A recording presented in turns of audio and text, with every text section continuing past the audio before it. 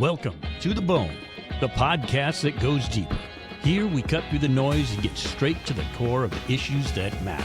From real stories to raw truths, we dive deep into the conversations that shape our world and challenge our thinking. We're not afraid to dig in and get to the marrow of it all. Whether it's life, culture, or business in sports medicine, we're here to break it down raw and real. No filters, no fluff, just to the bone. With your host, Shelby Daly, we're getting to the bone. This is a clinically pressed, approved CEU podcast. Find the quiz to gain credit at clinicallypressed.org/courses. Clinically Pressed Company, making the complicated simple through results that give back. Find out more at clinicallypressed.org. Let's get started. Well, welcome back to the Bone podcast. Today we have James Shipp, and he works for AG Administrators, so athletic insurance, that secondary insurance that a lot of us have to deal with, but have no idea how it actually works. So I got linked up with James through John Lopez. I saw that they were connected through LinkedIn and asked John Lopez, is this guy reliable or not? And he said, of course he is. So if you have any secondary insurance questions, definitely reach out to James Shipp after this podcast. We'll get you that information at the end of the interview. James is currently in Philadelphia, so I'll probably bump into him at the grocery store after this. He has previously been an AD at Towson University and assistant AD at UNC Greensboro. And I promise he's worked in the trenches as an athletic trainer at one point, but currently he is working at AG Administrators as a welcome to the podcast, James. Thank you so much, Shelby. Great to be here. Yeah. So, since you're not actively in the trenches as an athletic trainer, you do maintain your certification. So, what is your favorite thing about being an athletic trainer, and why do you maintain the certification? Yeah, so maintaining my certification, I think there's a couple of things in that. Number one, I worked so hard to get it, right? I mean, I am one of the last of the breed of internship route certification practitioners. So I went through the internship route in my undergraduate years. I think I amassed about 3,000 hours, something that doesn't happen anymore in these curriculum programs. But, through all of that hard work and being able to pass the certification exam and then all of these great CEUs over the years to maintain the certification, I think that's one reason, is just having worked so hard. I'm very proud to be a certified athletic trainer and to represent the profession and hopefully to have a legacy in the profession, which maybe we'll get to at some point. The other aspect of that, though, is I think it lends credibility to myself as an athletic trainer with fellow athletic trainers. Hopefully that is something that the credential is recognized certainly by fellow athletic trainers and appreciated. Yeah, definitely. Well, I brought you on because you are the expert of secondary insurance. So what is secondary insurance? Yeah, it's a great question. And I would say that secondary insurance, or the technical name for that in the industry, is excess accident insurance. Not to get too technical, but it is a risk transfer vehicle. And what does that mean? I'm great sometimes at throwing out the technical terms, as athletic trainers often are. But the idea is, when you have injuries that result from athletic participation, there is inherent risk to an organization of the cost to manage those injuries, right? So medical expenses that are associated. The basic paradigm is that a participant, whether it's in the education setting, we're talking about a student athlete. So a student athlete gets injured, hopefully they have health insurance. A lot of time that is from a parent and the parent's employer, or in the older population with amateur sports, they just have their own health insurance. And then organizations purchase this blanket accident, secondary or excess insurance to fill in the gaps of what would be out-of-pocket expenses for a claimant, for an injured party. And the reason that that exists, if you think about this, and it's very interesting from my perspective, and I get a little geeked out in terms of all of this, but if you look at the collegiate setting, right, we work with, our organization works with 61% of the Power Four, formerly the Power Five. About a third of those organizations self-insure. They don't actually buy insurance. They just pay the medical expenses. And the reason they can afford to do that is, when you have $200 million of revenue in a year and your medical expenses are $1 million, there's no reason to go pay an insurance company, a carrier, to take on that risk. Just pay as you go.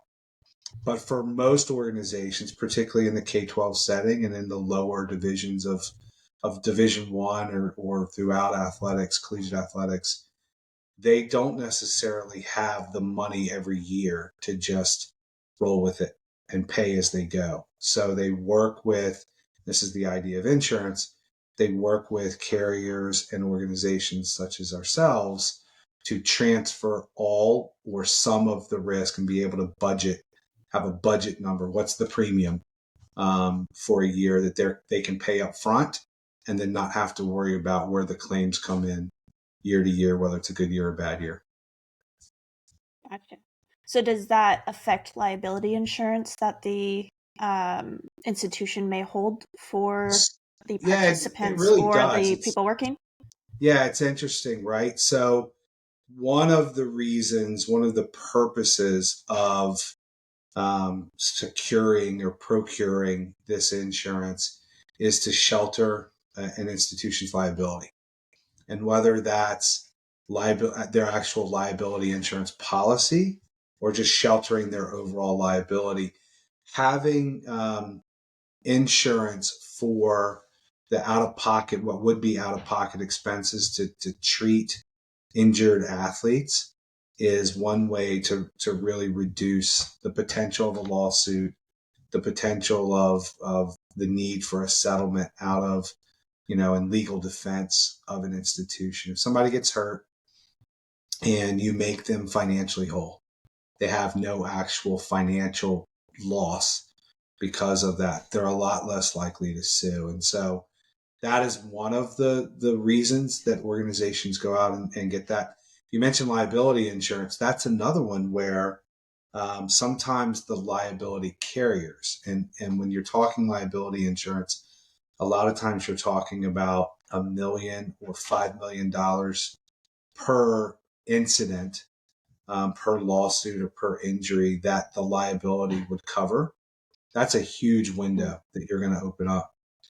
If you can take care of the medical expenses without opening a liability claim with a $25,000 or $90,000 in the NCAA base accident policy, then you're really shortening that window. And so there are some liability carriers that require institutions to get this accident insurance to help protect them. Okay. So as athletic trainers are growing into different settings, in a situation where a patient is an employee and not necessarily an athlete in the collegiate setting, as we talked about, what is the difference between workers' compensation and secondary insurance? Yeah, great question. And it's sort of analogous, right? In amateur sports and in the education setting, where at least for now, athletes are still amateurs and they're classified as amateurs, they're covered under these accident policies.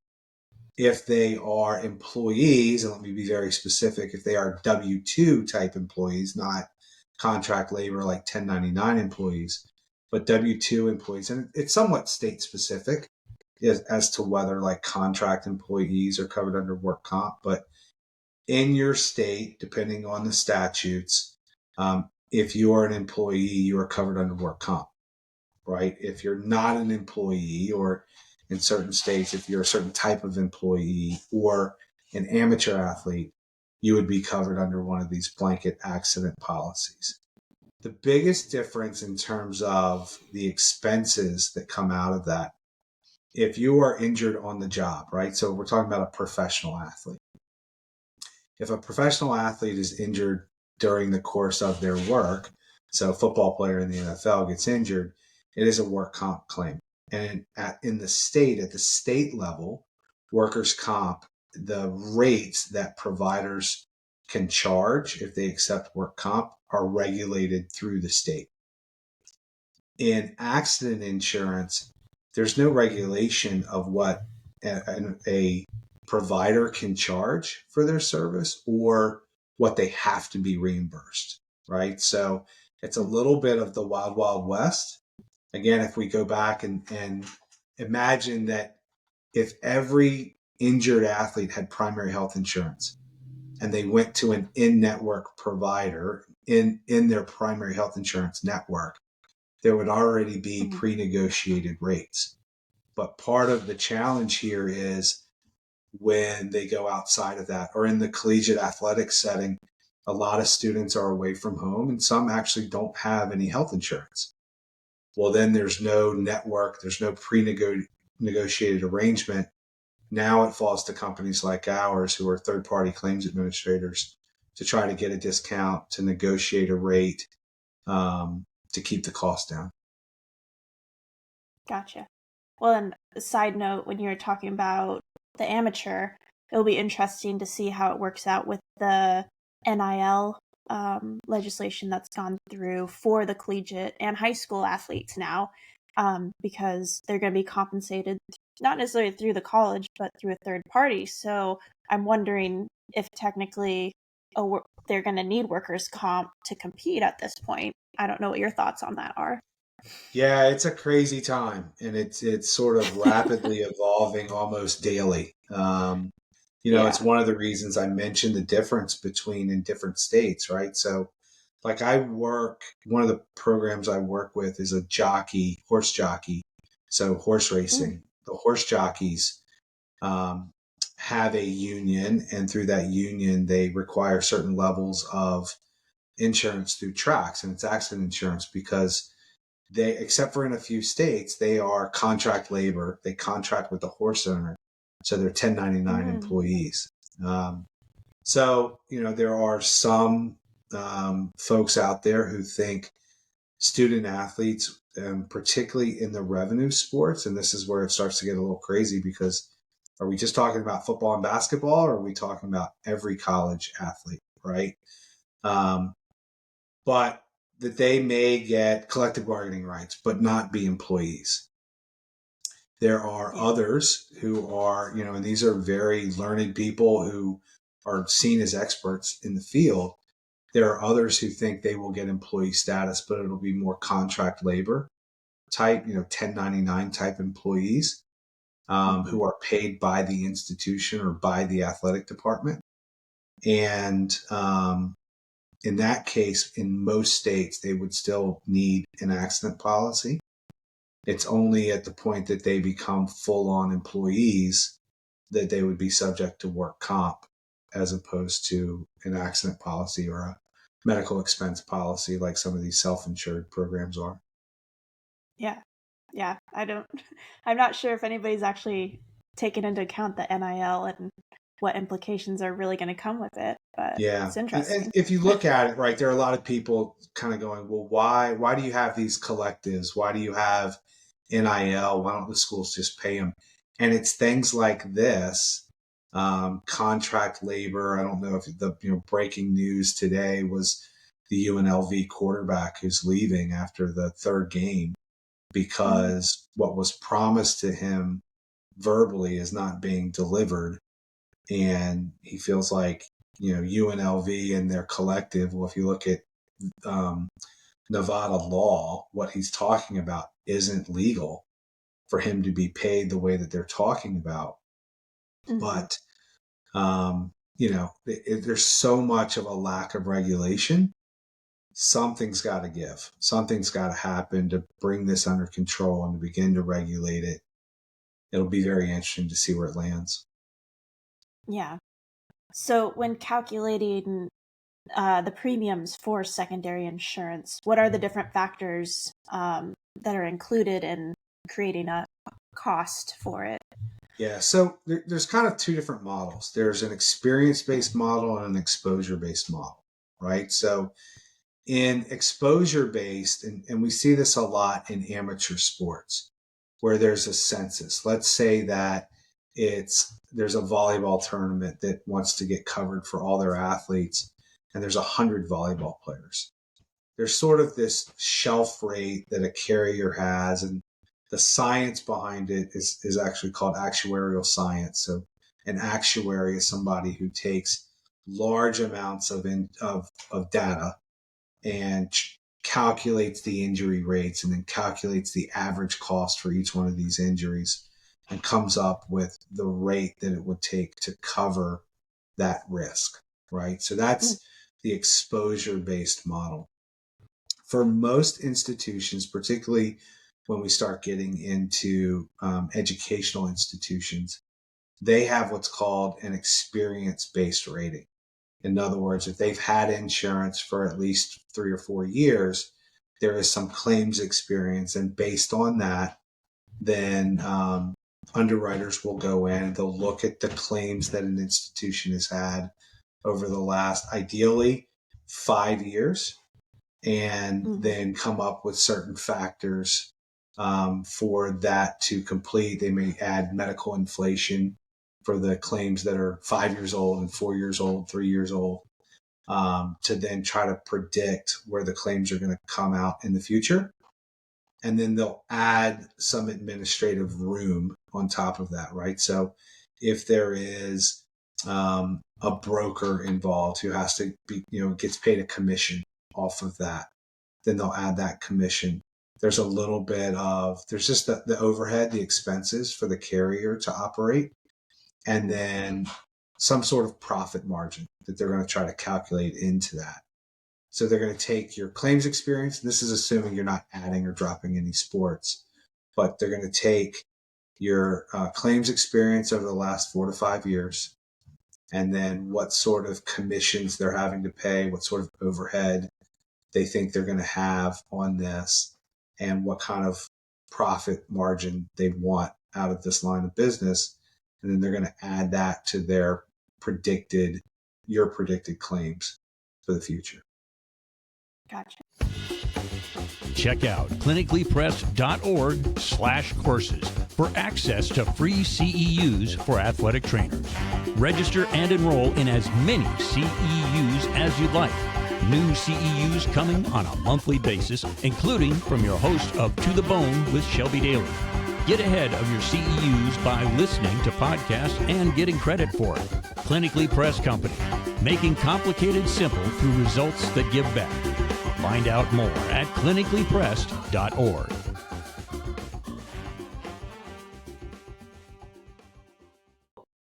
What are some aspects of secondary insurance that organizations are underutilizing, would you say, or not taking advantage of?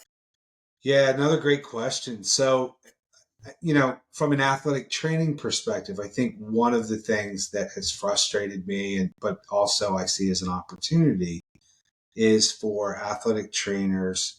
A lot of organizations look at athletic trainers as the de facto insurance coordinator and the de facto risk manager, right? Particularly within an athletic department when it comes to student athlete injury.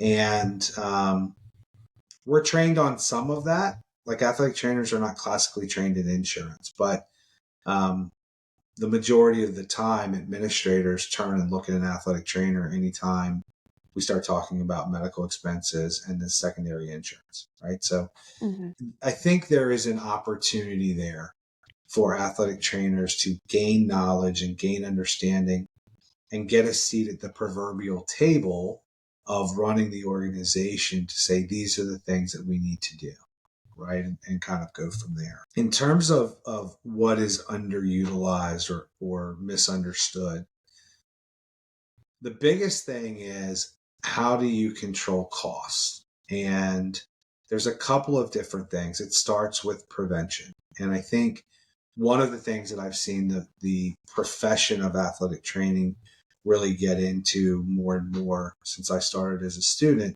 is this idea of injury prevention, right? And can, I think, in the most contemporary views, go hand in hand with athletic performance, right? So we're talking about movement screening, we're talking about biomechanical screening, and looking for inefficiencies or breakdowns in that and trying to correct, right? So corrective exercise, and then proper loading, proper conditioning, proper strength training, that sort of stuff, to then dynamic warm up on a daily basis. So there's sort of that macro level.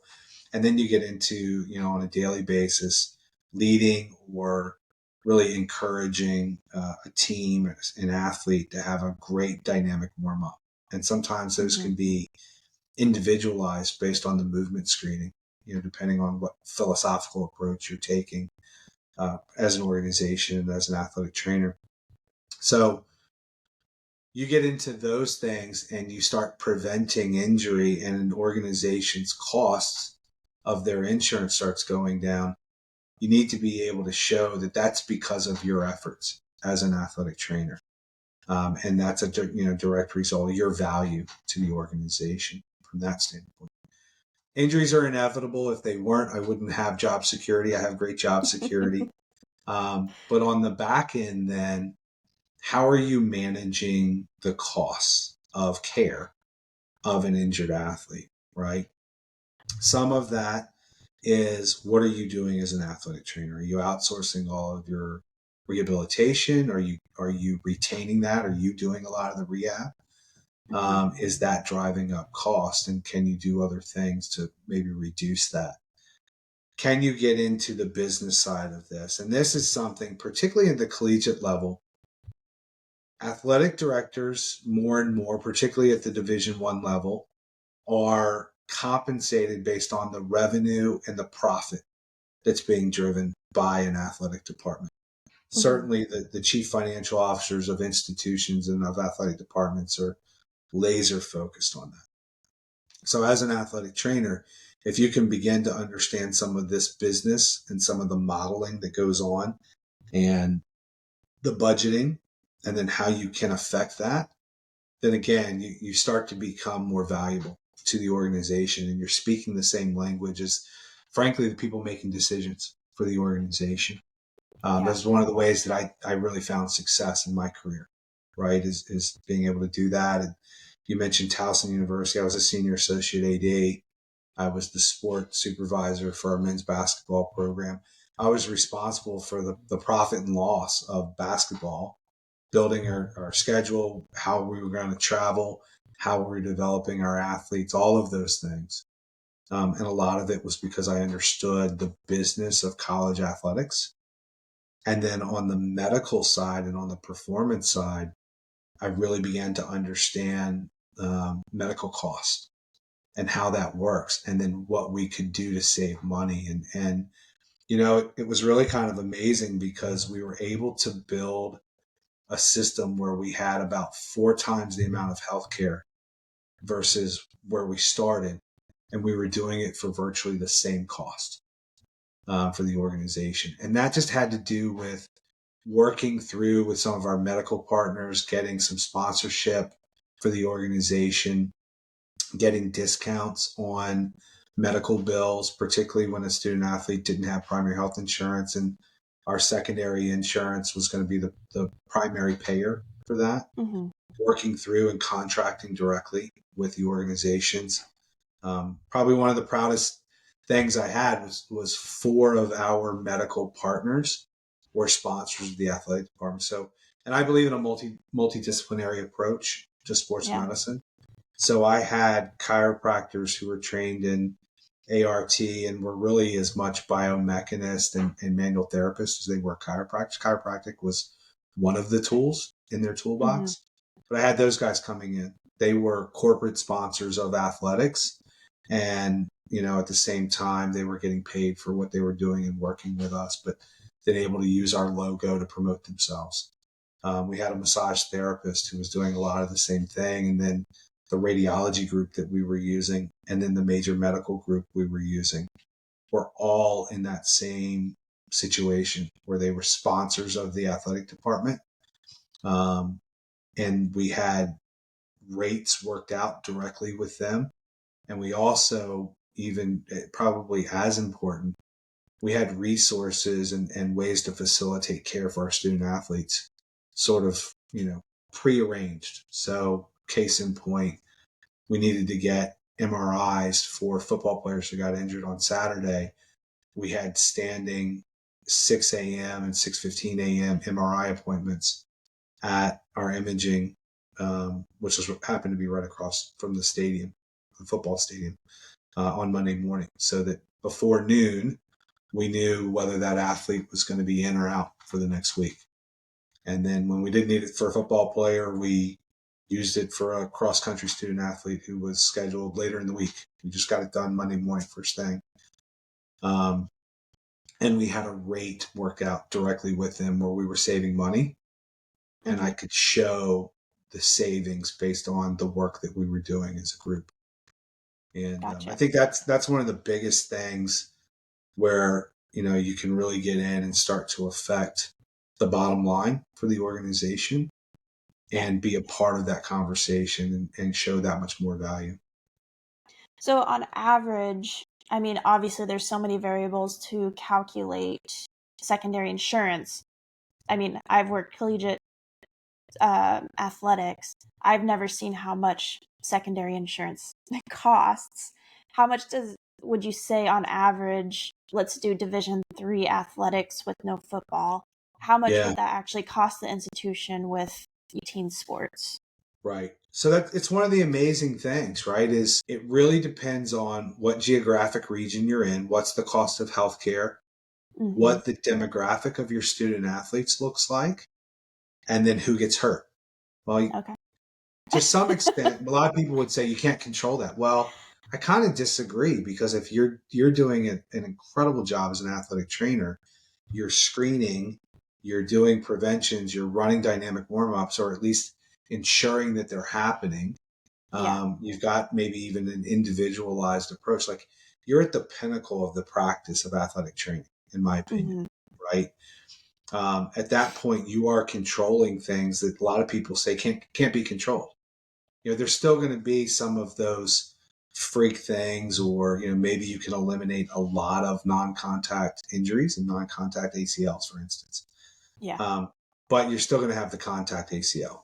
There's just, you can't necessarily, you're not going to prevent everything. But but that's the amazing thing about it. There are Division III schools with, like you said, 18 sports and no football, who are paying more than a Division I Power 5 that has 22 sports. And, but it's interesting, right? Because if you look at, a lot of that cost is the product of the student athlete primary health insurance demographic, right? So if you have a lot of socioeconomically challenged, right, from lower socioeconomic background student athletes, a lot of them are going to have either poor insurance or no insurance, or a government-based insurance. And that's going to end up costing you a lot of money, because you're going to be the primary payer on a lot of those. Your institution will be.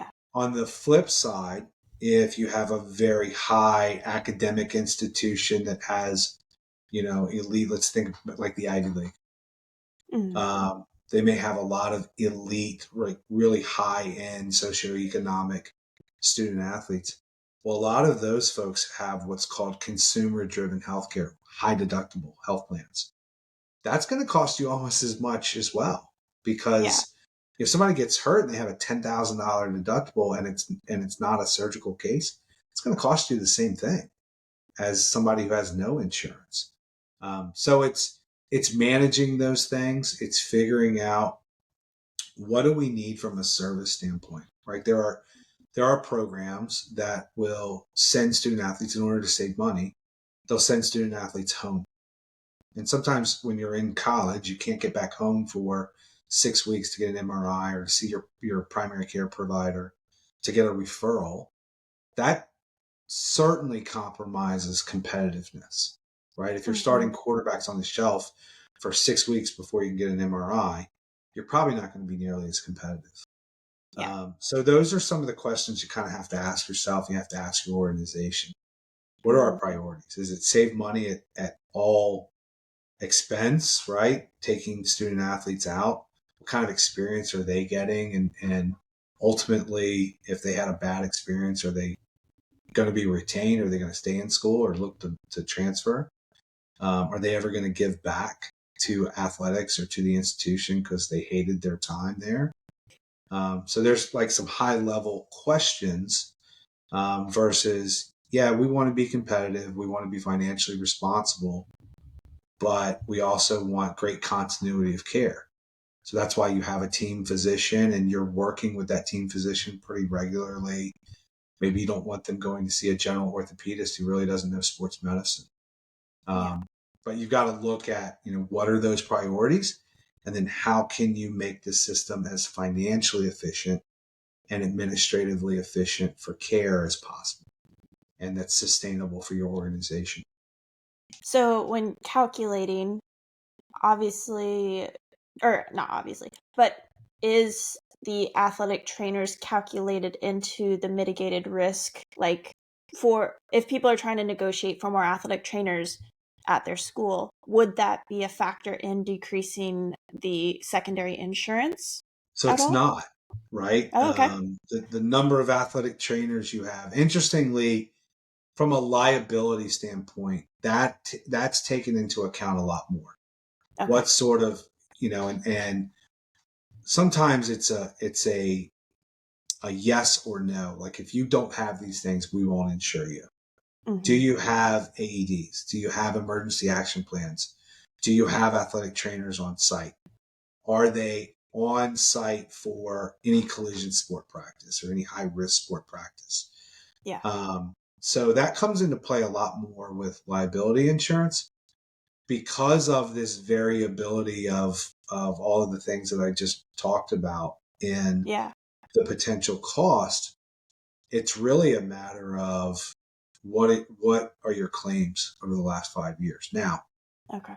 one of the things that I've been successful with in my career on the insurance side is, can we find ways to mitigate some of this cost and some of this risk? So Mm-hmm. if we get involved with an organization and they don't have any deals or they don't have a way to access a network to get a discount on medical expenses, and we can come in and we can put one in, or we can help an organization negotiate a lower cost, a bigger discount. Those are things I can take back to an underwriter and present them proactively and say, look, this organization is going to save. We'll do some pro forma projections and go back to the underwriter and say, look, we're going to save $100,000 in claims. And then they should add the administrative expense that they've calculated into that. Let's say it's 40% above. So that's going to save $140,000 to the total expense of a program. Mm.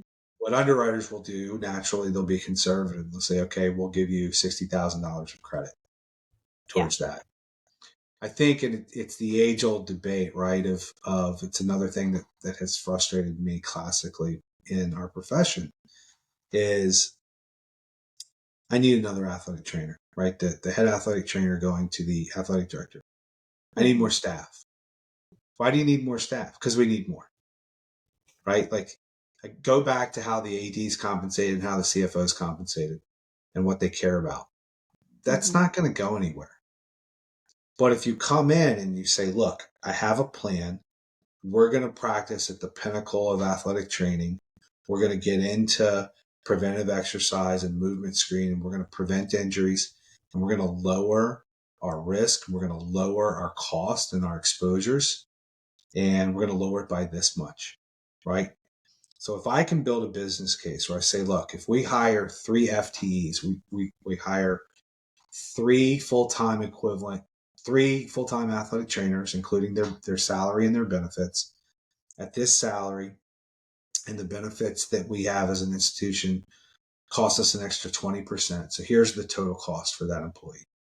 Let's say that it's $100,000. There's $300,000 that you're going to invest. Today we are spending $600,000 on this secondary insurance. I'm going to get that down by $300,000. It's net neutral, Mm-hmm. right? Now you've got to deliver on that, but if it's net neutral and, oh, by the way, we're going to be more competitive in these sports because your best players are going to be available to be on the field.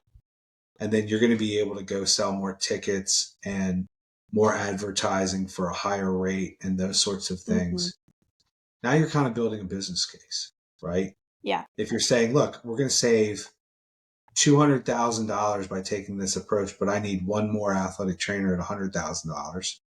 You've got a 2-time return on investment. But you got to have a plan and you got to have it laid out and it's got to make sense. This is what the AD and the CFO are doing every day, or your business manager. They're taking these calculated risks. What makes sense? Yep. And if the business case makes sense, now you've built a really good argument. The answer may still be no for this year, but boy, are they thinking about it. Yep. And I think that's where I've struggled is everybody's, the return on investment of, decreasing the cost of secondary insurance. And it's like, well, do you even understand how those numbers work and what you're trying to do? Where, yeah, another person to be on the field is great. But, as we've talked about, the prevention, the corrective exercises, maybe the nutrition, I don't know. What are the other aspects that can help decrease injury? I don't think we're using those as pain points to help decrease that cost. That's been my struggle when people try to bring the secondary insurance as negotiation tactic, is I don't think they're going deep enough to be able to show their work on how it's actually going to save money. Right. So I'm glad that you've hit a lot of these points today. Yeah. It's a risky proposition, right? Because you're putting yourself out there and making some guarantees. They're hard numbers, right? And if you don't deliver on the hard numbers, then what? Are you going to lose that position? If nothing else, it is the ultimate in accountability, right? And that's the other thing. And I'll readily admit, it's not something I did well early in my career, but tracking the number of missed days, the number of missed practices, the number of missed games. And maybe you just start with that and then putting in some of these prevention programs, corrective exercises, some other things, and then looking at year over year, you know what, we reduced the number of missed days by a third. Well, that's got to be worth something. Even if you can't quantify exactly what it's worth in dollars and cents, because it is a very complex formula of what's the success of that program, right? In men's basketball, you make it to the NCAA tournament, your revenue is your ticket sales and the revenue you're getting from guarantee games or whatever it may be. And then you have a budget, and that obviously comes off of the profit of that program. But if you make the NCAA tournament, now you're getting shares of the profit of the NCAA tournament paid out over 4 years. We start to really understand the business behind all of this and how to calculate that. And it's why you'll see athletic directors come in and really invest in men's basketball. There is a ton of profit to be made because you're only taking care of 15 student athletes and the support staff. And there's a lot of upside to getting those shares from the NCAA tournament. Yeah.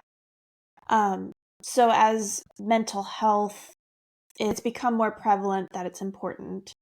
Does secondary insurance cover some of this specialty care, not musculoskeletal injury or traumatic injury type of things? Yeah, great. So traditionally, and you look at our society and our society's understanding of mental health, and this is where maybe I'll draw a contrast to Europe, right? You go to France, you go to Germany. Mental health is much more mainstream, accepted in medical expense, right? They have a different system. 90% of the world is socialized medicine, but it's much more mainstream than it is. It's still taboo, I think, in our culture. The way that health insurance approaches mental health, it's like a separate category, like prescription drugs are, right? Why? Why aren't they the same, or why don't they go hand in hand? I think this is one of the things that was really interesting. And you mentioned one of the schools I spent 10 years at UNC Greensboro, and they had a phenomenal sports psychology program. They actively recruited athletic trainers into their master's and their doctoral program. Mm. And we had a phenomenal program, and it really helped me to understand the role of sports psychology and mental health counseling. And, today the industry of sports insurance, secondary insurance, is getting more acquainted with the idea of mental health counseling. And right now it's kind of at the point where if we look at like post-concussive therapy, right, one of the things that can be affected in a concussion is cognition. And so if we're talking about cognitive therapy as the result of a concussion, there are going to be plenty of third-party claims administrators who are going to struggle with this concept. There are going to be plenty of carriers who are going to struggle with it, but there are others who are beginning to adopt it. In the NCAA, for the first time as of August 1st, they have a program called the Post-Eligibility Insurance Program. And so after a student athlete leaves a program for up to 2 years, they have benefits through this program, sponsored and financially paid for by the NCAA. There's specifically a $25,000 benefit designated for mental health for that. So if we're talking about post-concussive cognitive therapy, that's sort of the first line of acceptance for mental health counseling. If we're talking about what about depression that is the result of an injury? Now we're starting to get into a much more gray area, right? And again, most insurance people don't have a clinical background, so they don't really understand that there is a link. There's great research that shows it. If you ever want to see that, take a cross-country runner and don't let them run because of stress syndrome or something else from an orthopedic standpoint. And you will see the effect that injury has on somebody's happiness and mental health, right? It's a very real thing. But again, not directly linked sometimes, or the insurance companies aren't making the link. Okay. But we're getting there. We're starting to hear more and more. And frankly, my organization is doing our best to try to educate the industry on the link between these. And like I said, there's great research that shows that. What about just general mental health? Whole different category, right? When we get to general medical, so somebody who's a diabetic or somebody who has sort of pre-existing general medical conditions, or comes in with or develops, you think about a college athlete, the stress that they're under. You talked about NIL. Sometimes the social media side of this is just unbelievable and can cause all sorts of mental health strain and stress. Our society hasn't caught up with that, and certainly our industry hasn't either. So those things are generally not covered through an insurance program. We do see at the higher levels where they just come out of pocket and pay for those, or we're starting to see with some of the changes in the NCAA, we're starting to see more of those mental health professionals in-house within an athletic department. Yeah. Another side one is eating disorders. Would a dietitian be covered technically, or would that have to be kind of like the mental health a bit of paying out of pocket or hiring somebody in-house?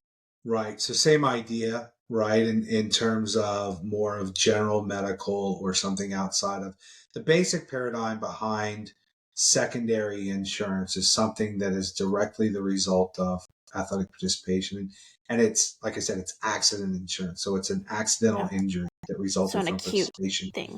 Right. But then there are some nuances to that. So like, we talked about concussion not being an orthopedic thing. What about overuse, insidious onset type of issues?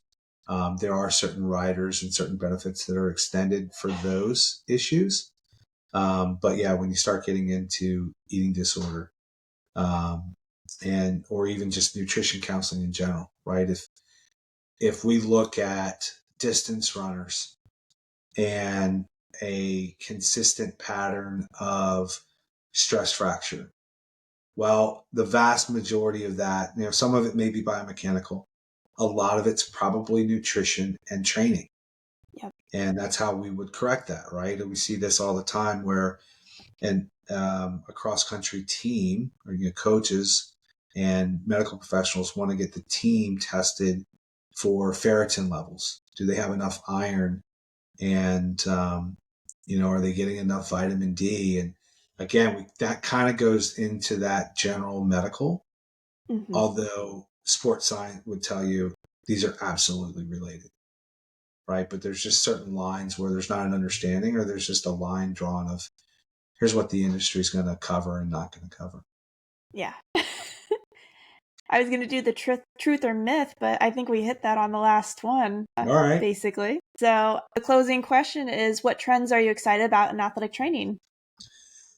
Yeah, I think what excites me the most is seeing the diversity of employment setting and of practice.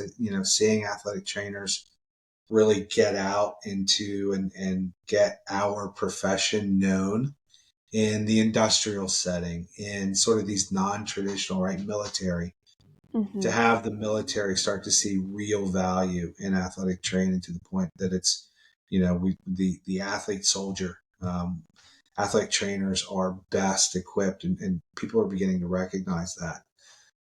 You look at industry, and there's some industries who have had this, some companies who have had athletic trainers in-house for many, many years.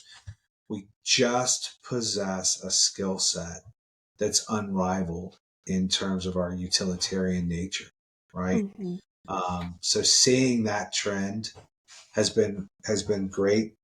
The other one I think is and I'm curious, this idea of, and I've heard it redefined several times, but the athletic training crisis, particularly in the collegiate athletic setting. I'll be honest, I was not a fan of some of the moves that were made in terms of, from an education standpoint. I was a part of an entry-level master's program at UNC Greensboro early on. I have seen that work, and I've seen the quality of student, because they're a little older, have an undergraduate degree. But I also heard the pundits of, we're going to lose numbers in the profession.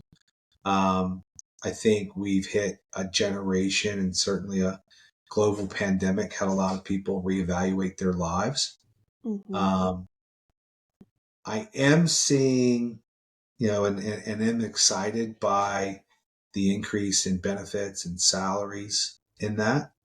But I also see less prepared professionals sometimes ascending to roles that maybe they're not ready for. And it worries me a little bit. And, just maybe they're not ready for it because they don't have the years of experience.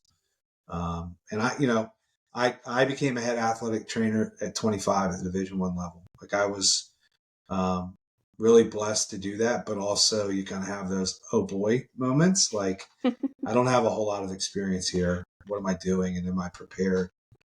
So I think balancing that and having the development in our profession to support it and sustain it is really important. But it is exciting. It is great to see some of these salaries really coming up, and the base salary, or sort of the average salary, increasing. There's a lot of sort of age-old debates going on as to what's good for the profession and where should we go, and where is our national organization taking us or leading us. But in general, there's been a lot of progress in 25 years. Yeah, definitely. Well, if somebody wanted to get in contact with you, what's the best way? So probably my work email is a great one. It's JShipp, JSHIPP, at AGADM.com. And they can email me, and I would love to interact with folks from there. Perfect. Well, thank you so much for being on my podcast, and I hope we have you on again soon. So my pleasure, Shelby. Thanks for having me. Perfect. Thank you so much. You're welcome.